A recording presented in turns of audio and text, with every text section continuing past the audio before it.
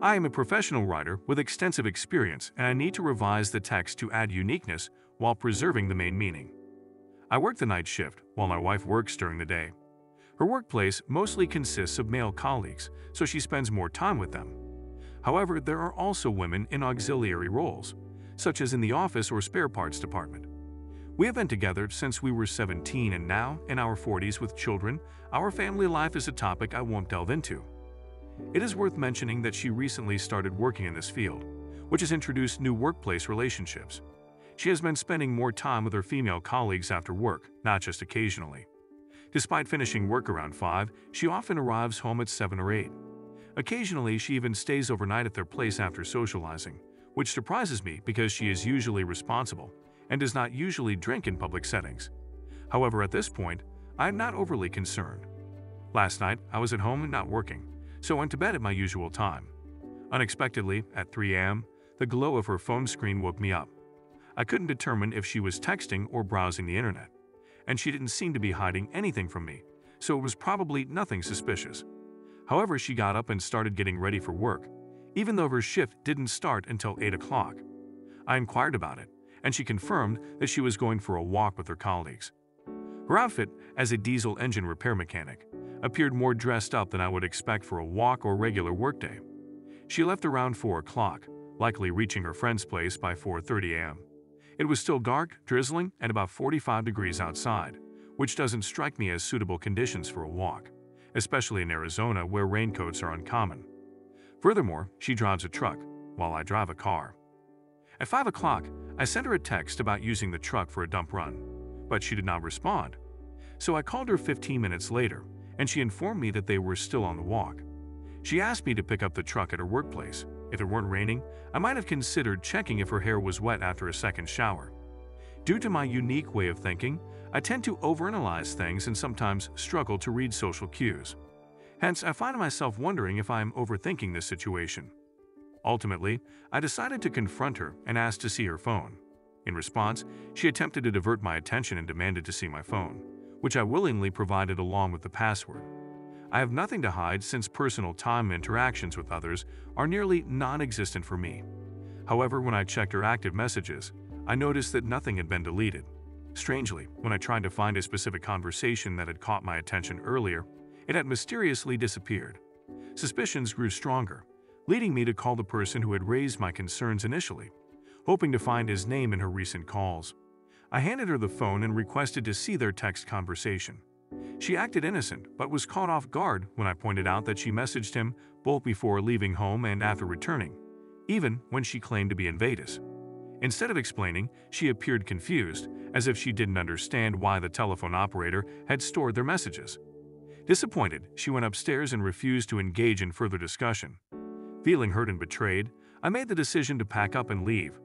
I informed her of my intentions and left after gathering my belongings. Now let me share what I learned from the police investigator regarding the confrontation. Firstly, he emphasized that when it comes to minor offenses, the guilty party rarely offers a full confession. Even in instances where they confess, they often withhold crucial details. Therefore, it is unrealistic to expect complete admission, especially in cases of ongoing infidelity. When faced with such a situation, it represents a significant breach of trust, and you may need to consider taking legal action or making a significant decision. Essentially, you are searching for additional information to utilize later. He also advises starting the confrontation by suggesting that you possess more information than they realize and encouraging them to open up. The truth is the only valuable aspect in this situation, so it is crucial not to reveal the extent of your knowledge. Treat it as a high-stakes poker game and refrain from showing your hand. He further noted that, despite searching her phone, it would be unwise to expect to find anything incriminating. Any evidence is likely well hidden or already deleted, unless the person lacks intelligence. Perpetrators tend to conceal evidence in anticipation of a confrontation. Your task is to establish the absence of text messages and call logs. To provide evidence, it is crucial to obtain text message and call records from your telecom operator, and examine any gaps in dates and times. A lack of communication with a particular individual suggests that they were together. During these moments, make them believe that you have the information while skillfully concealing its limitations.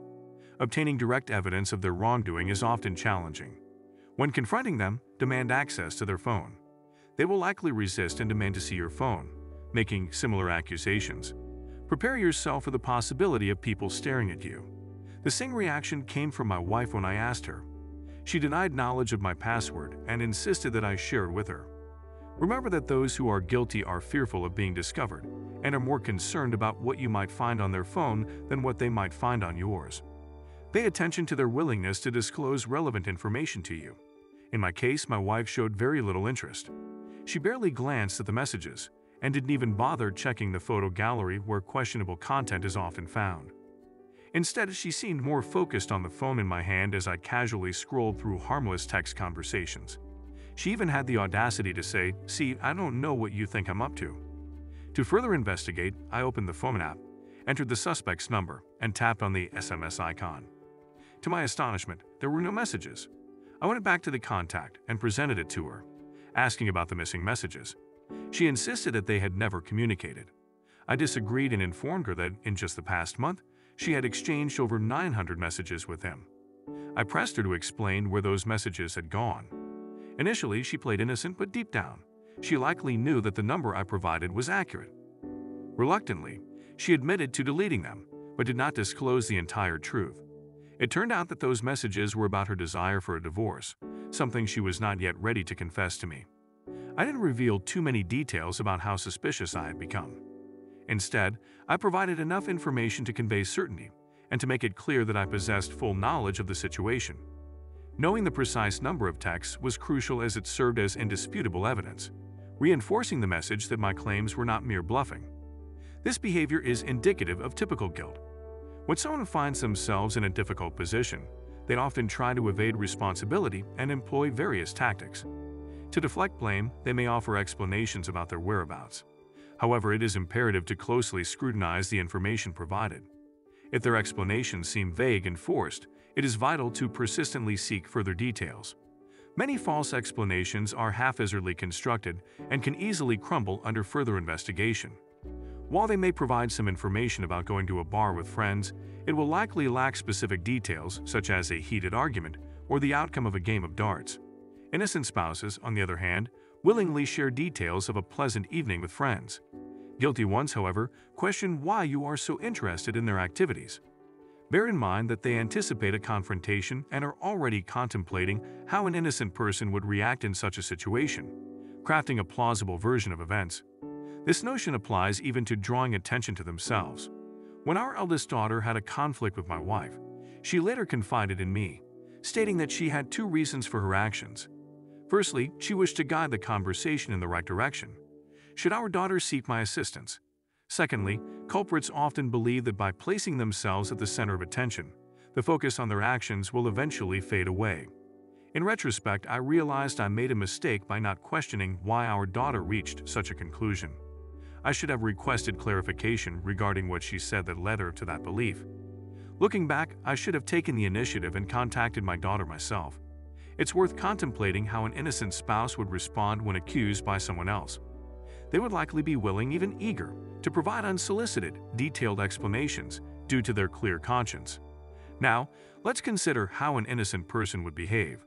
They might initially feel irritated by a request to inspect their phone since they still expect a certain level of privacy. However, in the end, they would surrender their phone without much resistance. Most probably, they would genuinely express confusion. Honest individuals do not attempt to mislead or deceive others. It is also important to note that the most convincing lies often contain elements of truth. In my wife's case, she claimed to have spent time alone in a tattoo parlor, getting sketches. However, upon her return home, she did not bring any sketches or take photographs of them. Furthermore, she provided very little information about the experience and only showed me some design ideas from the internet. She stated that her appointment was at 1 p.m., but she left our house at 11:30 a.m., so it took her only 45 minutes to reach the tattoo parlor. When she returned home, it was around 6 p.m. Although I believe she did visit the tattoo parlor that day, I suspect she may have visited his house beforehand.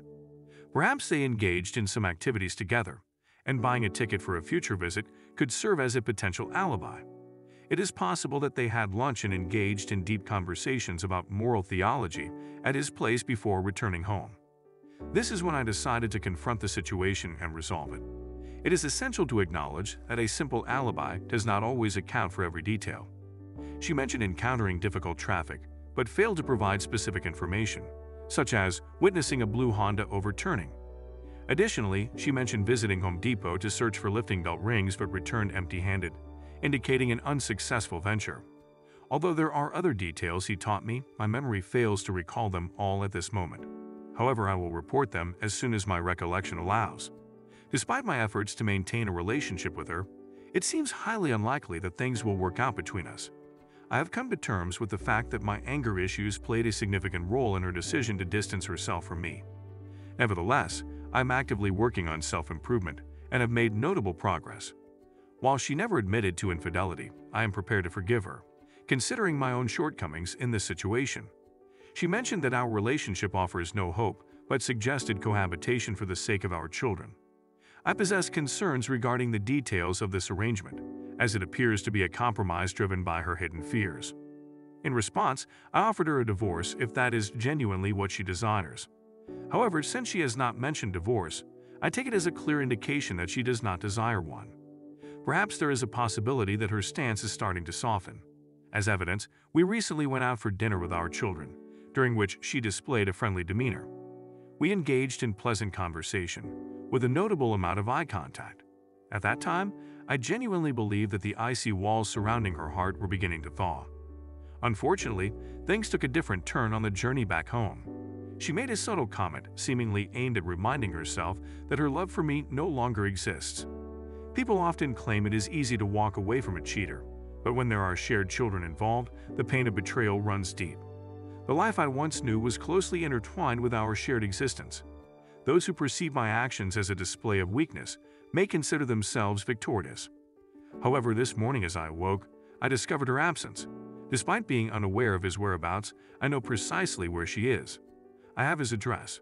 Earlier, I took several photographs of her truck parked in his garage, though I am uncertain as to why I felt compelled to do so. Perhaps it was an attempt to gain insight into her emotional state. Upon arriving at their residence, I initially spotted only his car in the driveway. To my surprise, her vehicle was nearby as well. Oblivious to my presence, she sent me a text asking if we needed any household supplies, such as garbage bags. In response, I mentioned that we were out of groceries, and taking advantage of the opportunity, I asked her to purchase some cream for me. Despite feigning confidence regarding her location, I refrained from reacting immediately. Soon enough, I noticed him driving his car out of the driveway, while her car was parked in reverse. It became evident that they had departed together. I walked up to the door with the intention of ringing the bell, but there was no response. In an effort to initiate a conversation, I messaged her, asking if she had received the mentioned letter. She replied that she had not seen it, and I proceeded to share its contents with her. Subsequently, she expressed her willingness to discuss the matter further. Later on, she texted me, informing me that she was at Costco. I promptly responded, asserting that I knew she was not there.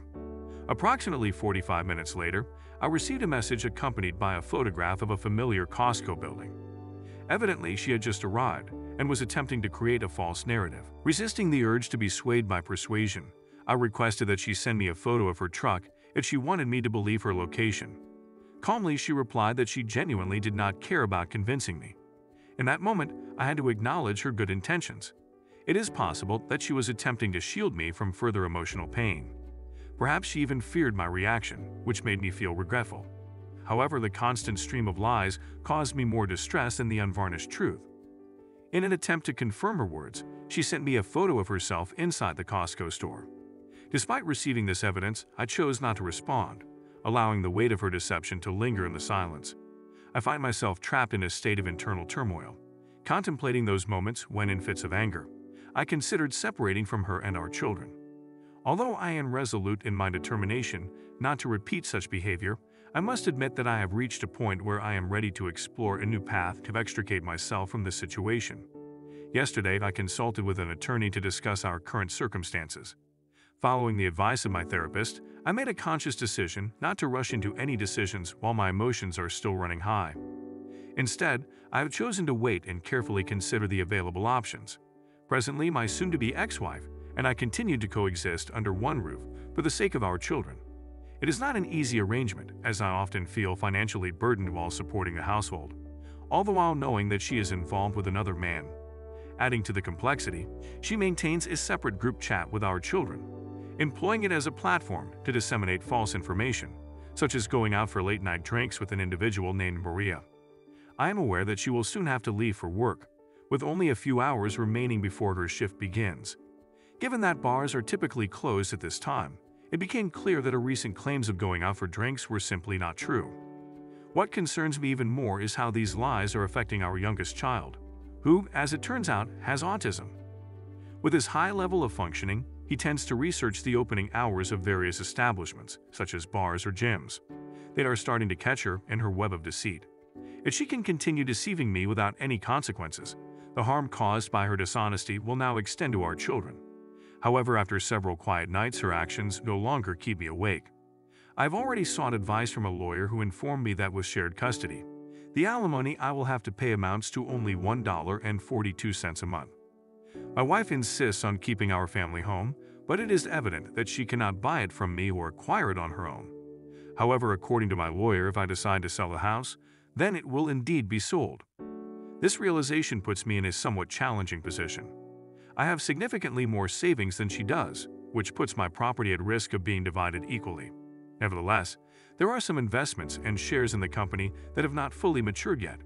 The lawyer assures me that these assets can be protected because there is still some ambiguity surrounding them. Furthermore, the lawyer suggested that I could safeguard all my assets by using the house as leverage in negotiations. If I agree to contribute only half of the house payments until our children reach adulthood in 5 years, I can negotiate an equal share of future assets. By using this leverage, I can preserve my savings. So the situation has effectively become a real estate transaction. On a personal level, I must admit that the stress of sleep deprivation and overwhelming grief led me to attempt reconciliation with an unfaithful wife. I began begging her desperately, as someone without self-respect. About 2 weeks ago, I reached a breaking point and had to leave work early because I couldn't concentrate properly. At that moment, I hoped her car would still be parked outside the house, and maybe her affection for me would rekindle. Looking back, I now understand the importance of not appearing foolish in such circumstances. I tried to initiate a conversation with her, but my efforts were in vain, and I couldn't help but feel pitiful. It seemed like my pleas went unheard. Sunday came and went, and I had no particular place to be. I informed her that I wouldn't be home until the workday started, giving her the opportunity to be with the kids while I was away. After buying pizza for the kids, she left again. Feeling lost and unsure of what to do, I sat in the car, browsing various internet forums and getting distracted by other things. For reasons I can't entirely explain, I ended up downloading Tinder and setting up a profile. My initial intention was not to seek a chance encounter, so I mindlessly swiped left on all the profiles that caught my eye. However, I did strike up a conversation with one girl, though it didn't really interest me. The next morning after work, I came across another profile, and despite my uncertainty, impulsively swiped right. To my surprise, we hit it off right away, and she greeted me with a message, "Hello, handsome." It was incredibly uplifting to receive such kind words at a time when I really needed them. We started chatting, and things went smoothly. We even went on a couple of dates. Surprisingly, Tuesday night turned into a date. Considering the possibility that this relationship could develop into something more, I felt the need to honestly share my current situation. Starting any potential relationship on honesty is important to me. Interestingly, she had also experienced infidelity and had been divorced for some time but expressed a desire to start dating again. When the evening came to a close, I walked her to her car, and we shared a kiss. It's important to note that my wife has already initiated the divorce process, so legally we are no longer bound. To be honest, the thought of this woman and the possibility of finding hope again brought me reassurance, finally allowing me to sleep peacefully. Perhaps, in His infinite mercy, God decided to send someone to show that I am deserving of appreciation. This experience has rekindled my hope for the future, and even if this connection doesn't deepen, I am grateful for the temporary happiness she has brought me. I am well aware that everything is happening quickly, but it is important to recognize that my marriage has been unstable for many years. The idea of divorce has crossed my mind more than once, but I have never taken immediate action. I must admit that I didn't actively work to salvage the marriage. The affair with her was the final straw that led to our separation. Looking back, I now understand how crucial it is in such circumstances never to let myself appear as a fool. I tried to initiate a conversation with her, but my efforts were futile, and I couldn't help but feel pitiful. It seemed my pleas went unanswered. Sunday came and went, and I had no particular place to be. I informed her that I wouldn't be home until the workday started, giving her the opportunity to be with the kids while I was away. After buying pizza for the kids, she left again. Feeling lost and unsure of what to do, I sat in the car, browsing various internet forums and getting distracted by other things. For reasons I can't entirely explain, I ended up downloading Tinder and setting up a profile. My initial intention wasn't to seek a chance encounter, so I mindlessly swiped left on all the profiles that caught my eye. However, I did strike up a conversation with one girl, though it didn't really pique my interest. The next morning after work, I stumbled upon another profile and, despite my uncertainty, impulsively swiped right. To my surprise, we hit it off right away, and she greeted me with a message, "Hello, handsome." It was incredibly heartening to receive such kind words at a time when I really needed them. We started chatting and things flowed smoothly. We even had a couple of drinks together. Surprisingly, Tuesday night turned into a date. Considering the possibility that this relationship could develop into something more, I felt the need to honestly share my current situation. Starting any potential relationship on honesty is important to me. Interestingly, she had also experienced infidelity and had been divorced for some time but expressed a desire to start dating again. When the evening came to a close, I walked her to her car, and we shared a kiss. It's important to note that my wife has already initiated the divorce process, so legally we're no longer bound. To be honest, the thought of this woman and the possibility of finding hope again brought me reassurance, finally allowing me to sleep peacefully. Perhaps in His infinite mercy, God decided to send someone to show that I am deserving of appreciation. This experience rekindled my hope for the future, and even if this connection doesn't turn into something deeper, I'm grateful for the momentary happiness she brought me. I'm well aware that everything is moving swiftly, but it's essential to recognize that my marriage has been unstable for many years. The idea of divorce has crossed my mind more than once, but I've never taken immediate action. I must admit that I didn't take active steps to salvage the marriage. The affair with her was the final straw that led to our split. Looking back, we can possibly say it was necessary, since neither of us was truly happy. But neither had the courage to initiate the breakup. Reflecting on this situation, I can't help but wonder if I would have given in to the temptation of infidelity had I been put to the test. The fear of being potentially unfaithful has always kept me at a distance from other women. Unfortunately, those joyful memories my wife and I once shared now seem distant and faded, much like the memories of a terminally ill person. Passing away is a profound event that brings immediate grief when it occurs. However, I believe that in such circumstances, the awareness of the inevitability of end arrives more swiftly, primarily due to the recognition of its inescapability. Today, I took a significant step. I made an advance payment, officially commencing the divorce process.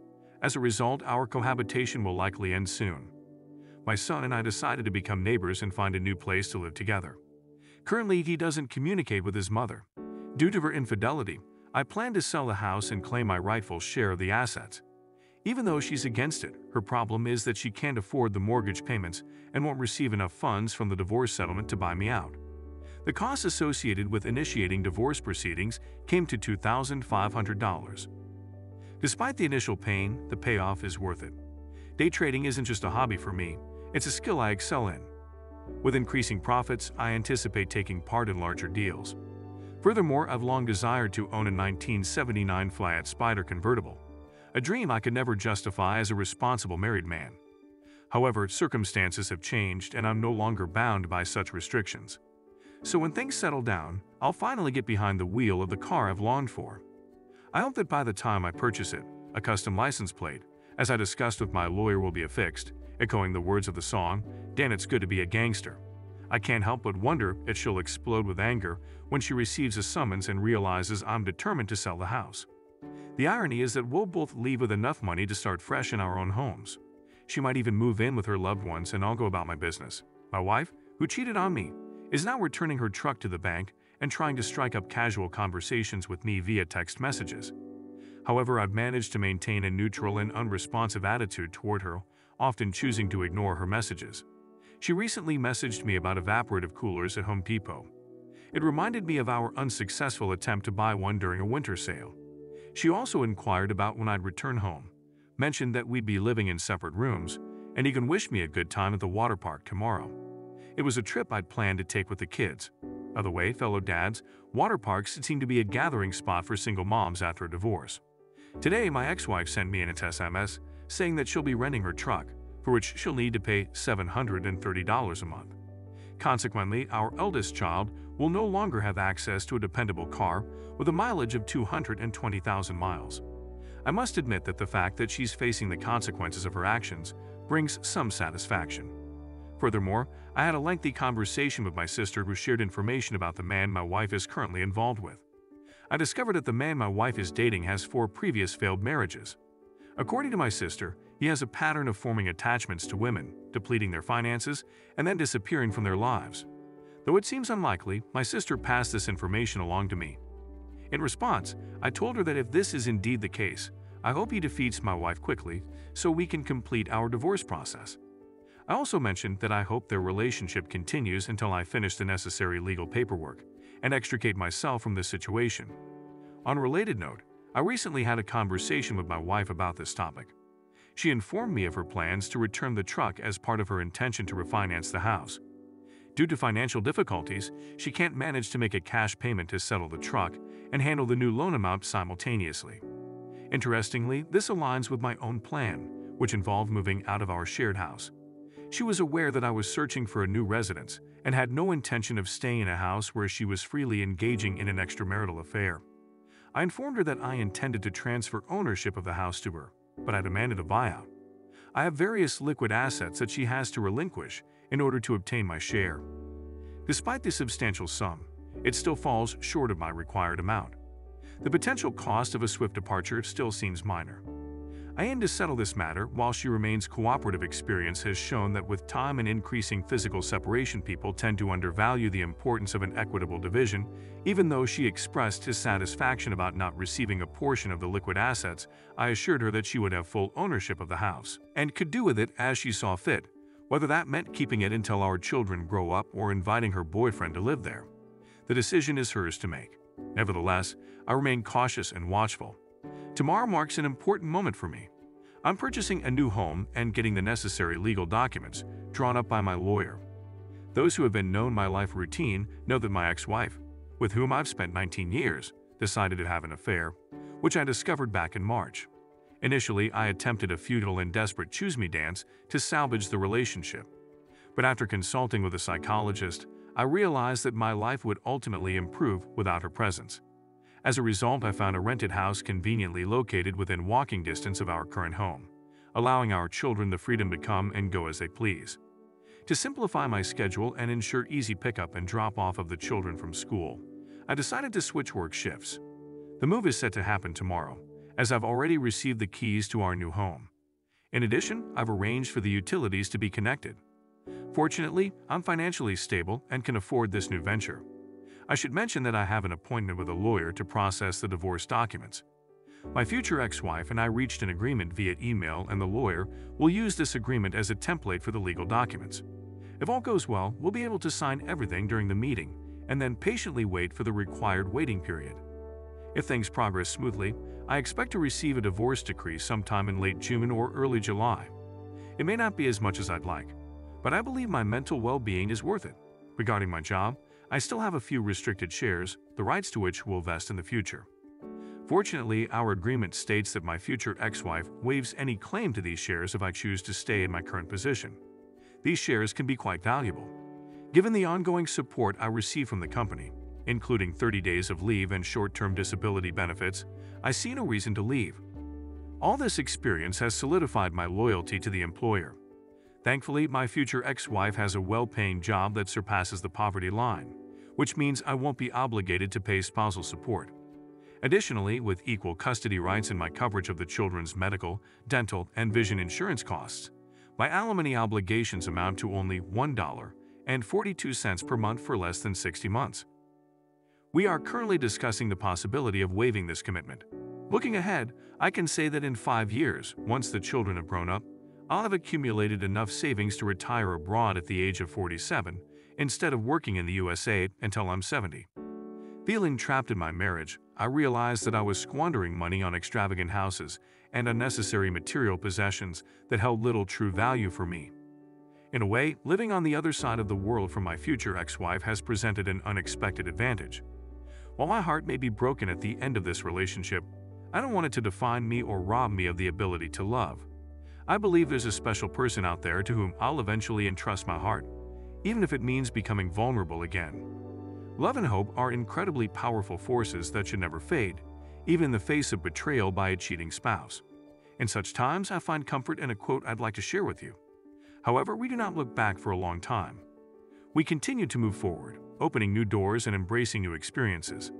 Our curiosity propels us onto uncharted paths.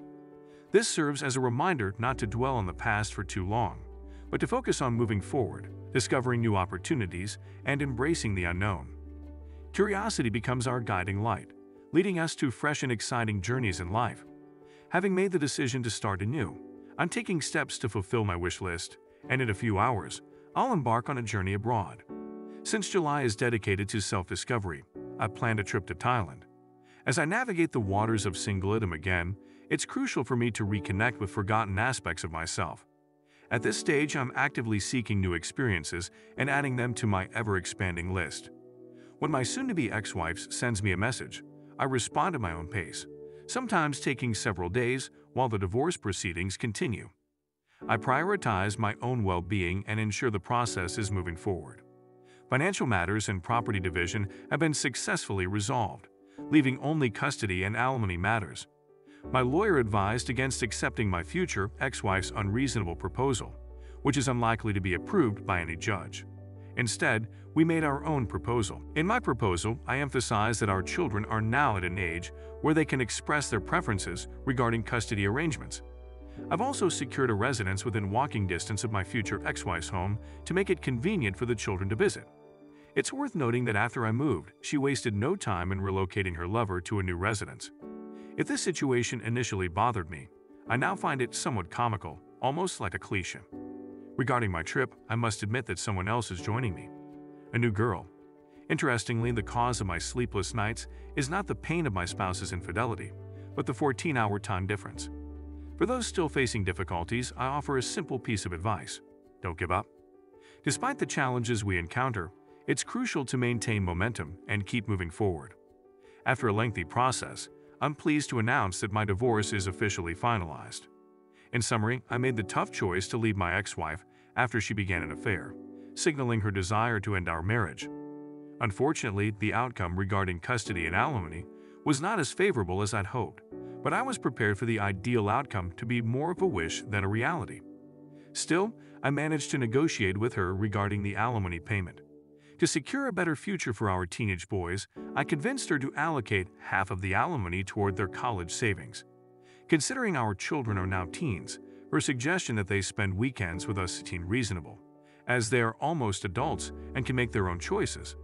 With only a few significant events remaining, the custody agreement now requires my ex-spouse to handle the children's school transportation. However, this situation allowed me to secure a travel position at my job, which enables me to work overtime for about 15 hours a week and cover food expenses. Fortunately, this overtime doesn't affect the alimony calculation in our jurisdiction. Additionally, I made adjustments to my work insurance policy, excluding her from the participants, resulting in additional savings for me. It's possible that the insurance she receives at work may surpass what she gets in alimony. Furthermore, I recently learned about some health issues she's facing, including breast cysts, which further complicate her situation. The fact that she's dealing with potential health problems following her affair with another man might be seen as a form of poetic justice. I apologize if my words seem harsh, but I believe in speaking honestly. In light of recent events, I've taken measures to update my life insurance plan so she can't benefit from it. The other day, I encountered her personally while providing financial assistance for our child's medical needs. Surprisingly, this encounter didn't affect me emotionally. I'm moving forward, trying to live a positive life free from negative influences. My advice to those just starting on this challenging path is not to lose hope. Remember that there's light at the end of the tunnel and brighter days lie ahead. I must admit that in the initial stages, I acted disrespectfully, begging her to return and displaying a lack of confidence and composure. It even led to me taking temporary leave from work and facing other problems. However, I can confidently say that it's possible to survive. It may not be easy, but it's achievable. It seems like karma's wheels are beginning to turn. I've always believed that justice prevails and people tend to face the consequences of their actions. I recently learned that my ex-wife was terminated from her job, which ironically was at the same place where she first met her lover. This seems fitting, given her history of damaging previous marriages and engaging in inappropriate relationships with colleagues. Considering her past actions, it's possible the circumstances were viewed differently. Yes, it's true, she had 2 affairs, and it turns out her partner was also married. Later, I found out she was diagnosed with breast cancer and is now undergoing treatment. Having lost her job, she's barely making ends meet. It also came to light that her older lover persuaded her to sell the house and disappeared with the money. While the children say she's in an emotional breakdown, I can't find sympathy for her. She chose this path for herself. While she slowly faces the consequences, I'm building a new relationship with a woman who values and loves me.